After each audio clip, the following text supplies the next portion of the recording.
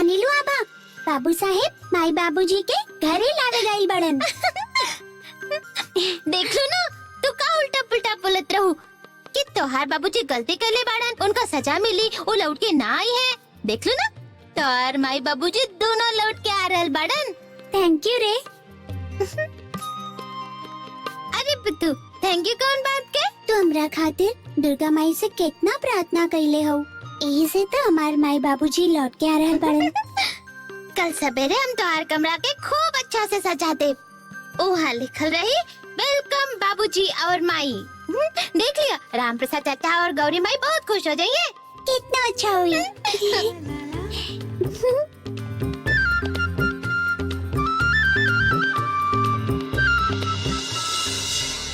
भगवान, अब हम की सजा दी, राम प्रसाद की मत दी, वो निर्दोष होकर कोनो गलती नहीं की, गलती तो हमरा से भइला, अन्याय हम कइले।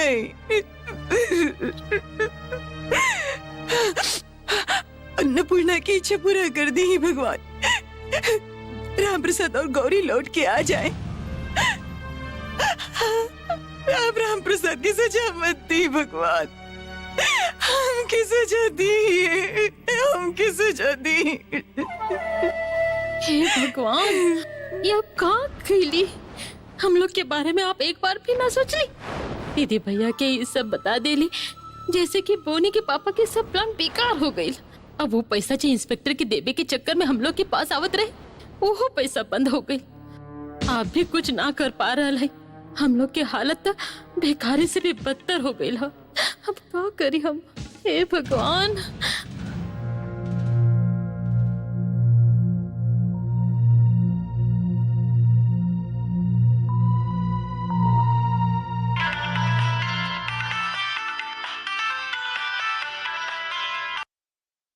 हेलो, वो राम प्रसाद के बारे में कुछ पता चलल? हाँ, ये बतावे खातिर तोके फोन कइले हैं कि ओकरा के पटना के बाहर कोनो जेल में ट्रांसफर कर गेल है। वो कौन सा जेल में है, कहाँ है? तो बतावा, हम जरूरत पड़ी तो हम आज ही जाके ओकरा से मिलब।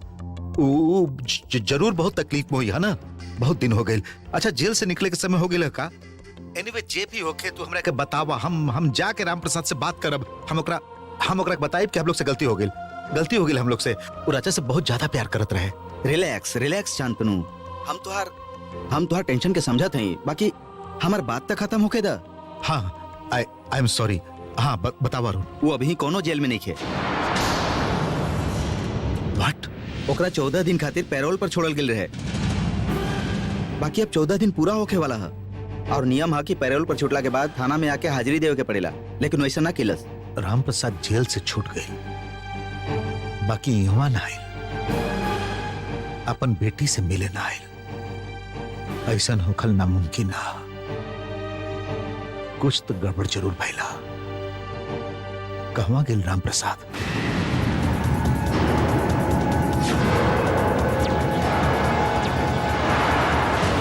हमको समझ ना पा रहा नहीं, राम प्रसाद कहवा जा सकेला? ना यहाँ तो ना इल कोनो खबर भी ना भेजलस। अच्छा, तू तनी पता लगावा ना, मतलब जब वो जेल में रहत रहे या पैरोल पे छूट के जात समय कोनो पता होता छोड़ के गइल है कि ना, और उहाँ के कुछ बतौले है कि ना? राम प्रसाद जेल में नहीं खे, पैरोल पर छूटल है। सुमित हमके कुछ ना बतौलन, तब एकर मतलब कि एकरा बारे में उनका भी कुछ नहीं खे पता। ना, वैसा तो कुछ जानकारी हमके नहीं मिलल, और पता भी तोहार घर के दिहल गइल है। फिर भी हम पता लगावत हैं, यदि जेल में रहत समय बारे में वो केहू से कुछ बतौले होके तो हम पता लगावत हैं। आप प्लीज तनी पता लगाओ ना, बाकी आई एम वेरी सॉरी, तो के हम बहुत तंग कर रहे ना। शांतनु ये तरह मत बोला। हाँ, अच्छा, का मुसीबत में क्यों हमारा पास ना आई, और ऊपर से वो एगो निर्दोष इंसान, हाँ, इतना दिन से बिना कारण जेल में रहे, और वैसे भी ओकरा पूरा तरह से नहीं छोड़ल गई, पैरोल पर छोड़ल गई बा, और पैरोल पर छूटे वाला के हर दिन थाना में आके हाजिरी देवे के पड़ेला। वो ऐसा भी ना किलस। ओकरा संगे कुछ गलत ना होइल होई ना? सुना, हम एगो बात बताओ थे, 2 दिन बाद ओकर पैरोल खत्म हुई, ओकरा के हर हाल में लौटे के ही पड़ी, तब सब कुछ पता चल जाई। और यदि ना लौटल था? शांतनु, इतना काहे सोच रहल बाड़ा? ऐसा जनरली ना होखेला, ये अपराध मानल जाई ना, और फिर ओकरा नाम पर वारंट निकल जाई। रिलैक्स रिलैक्स, वो हर हाल में मिलबे करी। ठीक है, तू पता लगावा और हमहू अपना तरफ से पता लगावत है कि वो कहवा जा सकेला। हम पूरा कोशिश करब, हम ओकर गांव में पता लगाई, हम खोज खबर करब ओकर रिश्तेदारन से, और तोके भी अगर खबर मिली तो हमके जरूर बताइया। ठीक है, 1-2 दिन की तो बात है ना, देखा था कि वो आवेला कि ना। हाँ, इतना टेंशन मत ल, हम देखा थे कि का हो सकेला। Let's hope for the best. Okay, चलो रखा थे। राम प्रसाद जेल में नहीं खे?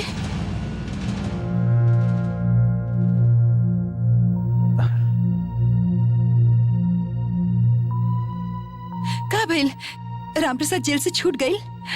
सुन के तोके दुख पहुंचल ना, जेल में सड़ के मरत तब तो क्या अच्छा लगत ना। बहुत दिन हो गए राम प्रसाद के जेल से पैरोल पे छूट के, तब वो यहाँ ना आयल, गौरी भी ना आयली, अपन बेटी के देखे खातिर भी ना। एकर मतलब तू समझ रहा लो, हम लोग ओकरा संगे जे व्यवहार कैले ही ओकरा चलते वो लोग ना आ रहल बाड़न,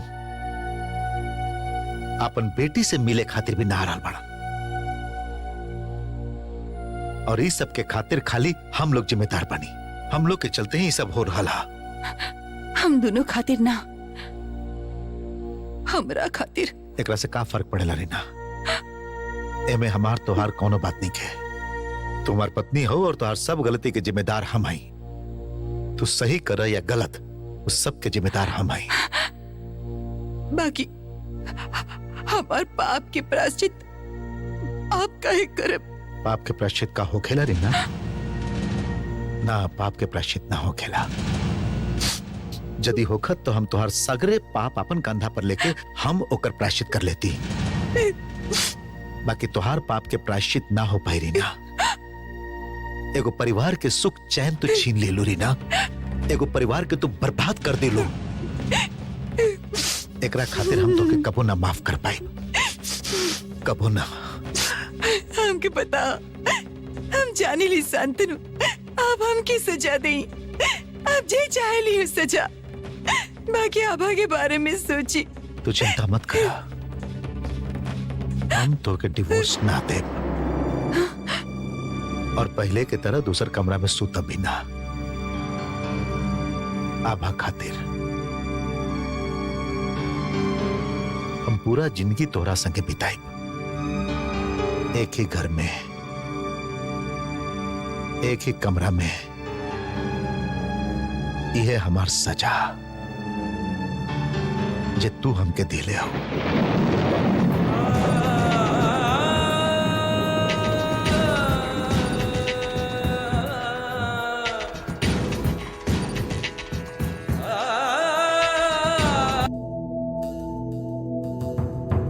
अरे कहां मर गिल बड़ा तू? फोन तो उठावा, फोन तो उठावा।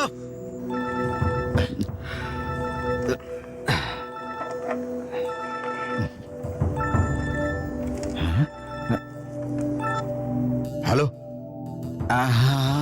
का भइल सर? इतना रात के फोन काहे ना उठावत रहा? सूत गल रही सर। हमारे यहाँ नींद उड़ गई बा और तू आराम से सुतत पड़ा। हाँ, एगो काम करा, छुट्टी पे चल जा कल से। छुट्टी लेब तो हमार वेतन कट जाए सर, और फिर आप भी पैसा ना दे रहा। तू यदि यहाँ रहबा तो तुम्हारी नौकरी भी चल जाई। तो के पता है कि भाभी के पता चल गई है कि राम प्रसाद बेल पे बाहर है? अरे भैया हमरा से पूछा है लहन, बाकी हम उनका कुछ ना बतौली। सर्वनाश हो गई सर, एक तब माथा पर बिजली गिर गई। अब हमार नौकरी बची सर के जाई। अभी तक तो बाप, बाकी यदि तू हमार बात ना मनबा और छुट्टी पे ना जेबा तो तुहार नौकरी ना रही, चल जाई नौकरी तुहार। यही से हम कहते हैं हमार बात माना और एगो अच्छा लड़के के तरह छुट्टी लेके तू बाहर चल जा, ना तो तुहार नौकरी केहू ना बचा पाई। और जब तक कि झमेला चल रहल बा तू छुट्टी पर ही रहिया, ना तो दुनिया में केहू नहीं खे जो तुहार नौकरी के बचा पाई, समझला? ओके सर, हम कल से नौकरी से छुट्टी ले ले। बाकी सर एगो बात है, पैसा ना मिले तो प्रॉब्लम हो रहा सर। पैसा? कौना बात के? देखा, हम तुहार नौकरी बचावत हई, ऐसे तोहके हमके पैसा देवे के चाहिए। ज्यादा होशियार मत बना और फोन रखा, और जे कहत हई वो करा। हेलो हेलो हेलो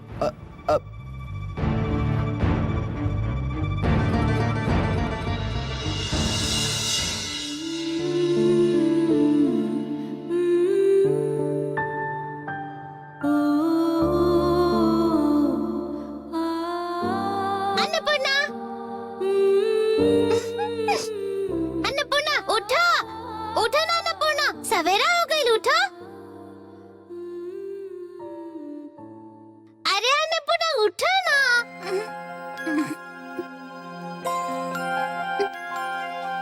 का भइल कहाँ? सवेरे नींद खुलते ही सीधा इवा आ गईलू हाँ? तो जाना चंचला मौसी, हम लोग के बहुत सा काम करे क्या। कौन सा खास काम है हाँ? ये तो बिना मुंह हाथ धुले यहाँ आ गईलू। आभा तू ब्रश ना कर लो। करब ना, पहले चला जल्दी से कमरा सजा लेते हैं, कहीं वो लोग जल्दी आ गए तो। हाँ तो ठीक था। अरे ब्रश तो बाद में भी कर सकते है ना। हम सब कुछ भौजी के बता दे हाँ। चंचला मौसी 10 मिनट प्लीज। अच्छा अन्नपूर्णा, तुम्हारे पास चार्ट पेपर है ना? Sketch PAN? हाँ। Pastel colour? हाँ। एक्सीलेंट। हम लोग कुछ चार्ट पेपर ले और ओकरा में वेलकम बाबूजी और माई लिखब, फिर ई वाला दीवार पर चिपका दे, ठीक है? और बैलून? सुनो 10 मिनट में तू लोग के कुछ होके वाला नहीं खे। तू दोनों मिलके खाली गप लड़ावत रहबू। अब चला, पहले ब्रश कर ला, ओकरा बाद नाश्ता कर ला, ओकरा बाद जे मन करे से करो। चलो। रुको अन्नपूर्णा, टेंशन मत लो, सब कुछ खत्म करके हम 5 मिनट में आ रहे हैं। ओकरा बाद हम पूरा कमरा के सजाए। रामू चाचा और गौरी माई जब देखिए तो ताज्जुब में पड़ जाइए। आकाश के तारा तोड़े के सपना देखत है। बाप माई लौट के आई हैं, हम हूँ देखब। चला।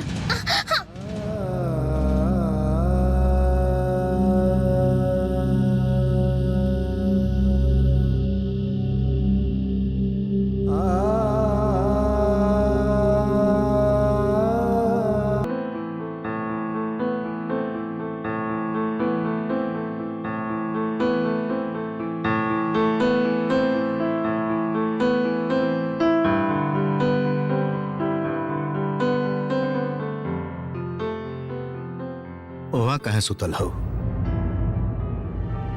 बिछौना पर आकर सुत जा।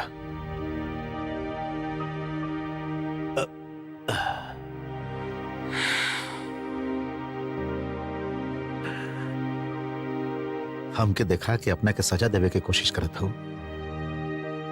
का सोचत हो हमार मन बदल जाई? हम तो के माफ कर दे। रीना तुझे गलती कैले हो, ओकरा खातिर हम तो के कबो न माफ करब। एवा के सोचा बिछौना पर। रीना ये सब नाटक करे के कोनो मतलब है? का जरूरत है सब करे के? तू जे भी कैले हो सब जानबूझ के कैले हो।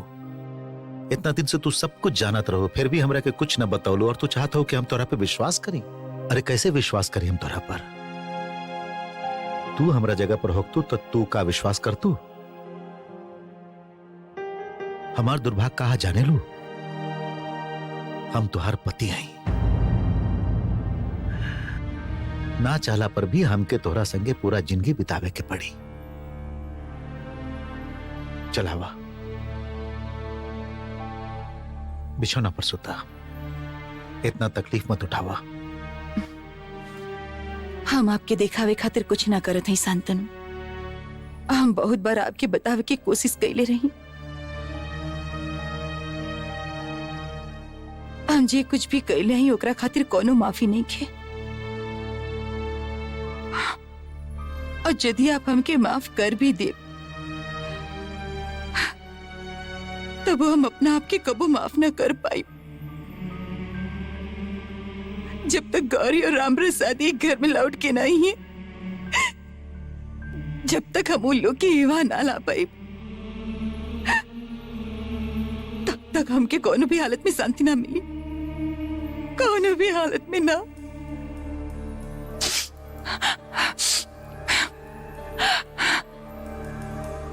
हम आपके देखावे खातिर, आपके मनावे खातिर इवाना सुतल रही। आपके पास सुत के आपके मानसिक कष्ट ना दिहल चाहेली, यही से हम तो खाली अपन पाप के प्रायश्चित कर रहा हई। रीना कोशिश मत करा, तुहार पाप के प्रायश्चित ना होई। ऐसा ना हो खेला।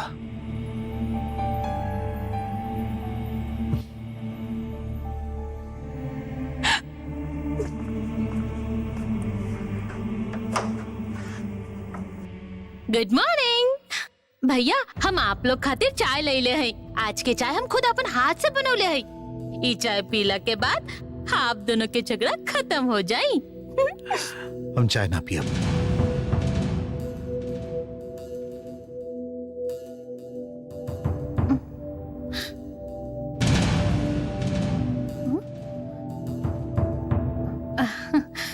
दीदी, आप दिमाग लगा के बढ़िया आइडिया निकल ले आई। हम समझ गईली।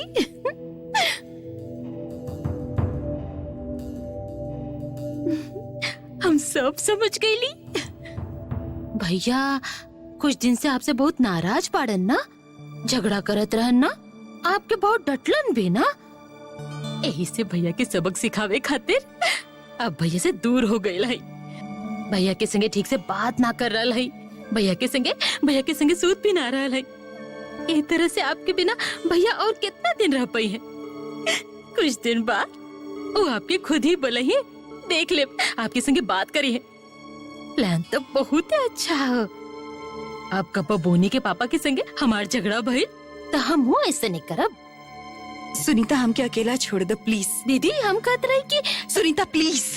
अच्छा ठीक है, भैया चाय ना पियलन, आपके खातिर चाय रख के जा रहा है, आप जरूर पी ले।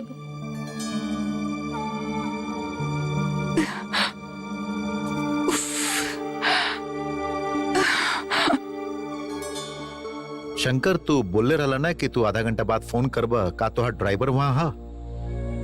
ओकरा फोन देबा। हाँ नमस्कार। हम कहत रही कि आप तो राम प्रसाद के चिन्हत रही ना? अच्छा, रिश्तेदार रहन। हाँ तो हाँ, वो जेल में ही रहन। बाकी कुछ दिन भइलू पैरोल पर बाहर आ गेलन। मतलब कुछ दिन खातिर वो बाहर आ गेलन। हम जाने ली बात के। बाकी ओकरा संगे आपके कोनो बातचीत भइल या मुलाकात भइल ना भइल? ओह ठीक बा। अच्छा, राम प्रसाद अपना घर के बारे में या गांव के बारे में कुछ बतौलन? कबो अपन रिश्तेदार के बारे में कुछ बतौलन कि वो कहवा रहलन? आप नहीं जाना था? अच्छा, इहवा कोनो राम प्रसाद के रिश्तेदार या जान पहचान वाला कोई बा का जेकरा बारे में आप जाने ली? आप बता सकत हैं? हाँ, थोड़ा सा आप पता लगा सकत हैं का? हाँ हाँ हाँ, कोनो बात नहीं है, कोनो बात नहीं है। आप तनी पता लगाई ना, बहुत जरूरी है। हाँ, अब शंकर से बात करावा। शंकर, बहुत धन्यवाद। Thank you so much. फिर बात हुई। सर, ये अकाउंट्स फाइल के चेक करके साइन कर दी सर।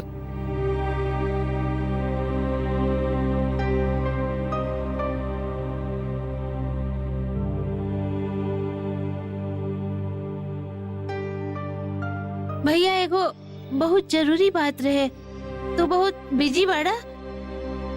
राम प्रसाद के गांव के एगो पता।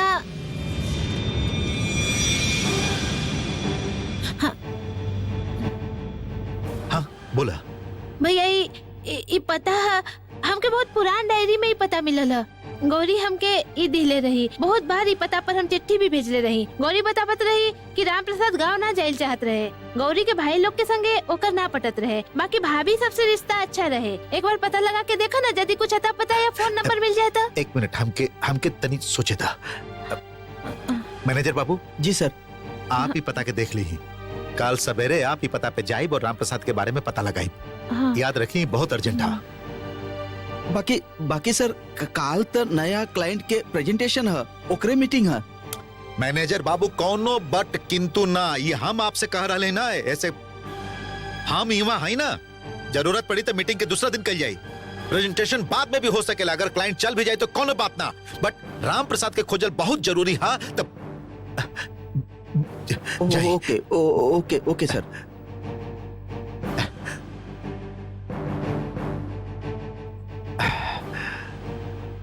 दिदिया, थैंक यू। दिदिया।